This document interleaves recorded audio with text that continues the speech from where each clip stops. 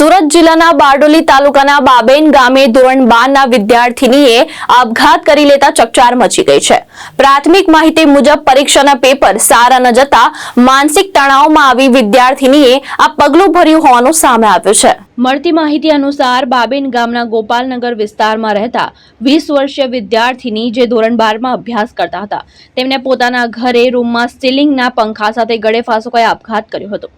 ઘટનાની જાણ થતાં પરિવારજનો અને આસપાસના લોકો દોડી આવ્યા હતા। પ્રાથમિક તપાસમાં સામે આવ્યું છે કે તાજેતરમાં લેવાયેલી કેમિસ્ટ્રી વિષયની પરીક્ષા સારી ન જતા તેઓ માનસિક રીતે વ્યથિત હતા। ઘટનાની જાણ થતાં બારડોલી ટાઉન પોલીસ સ્ટેશનના પોલીસ કર્મચારીઓ ઘટના સ્થળે પહોંચી કાર્યવાહી હાથ ધરી હતી। વધુ તપાસ પીએસઆઈ એ.કે. અમિતભાઈ ગર્જર દ્વારા હાથ ધરવામાં આવી રહી છે। પ્રશાંત પટેલ, દ્રષ્ટિકોણ ન્યૂઝ, બારડોલી, સુરત।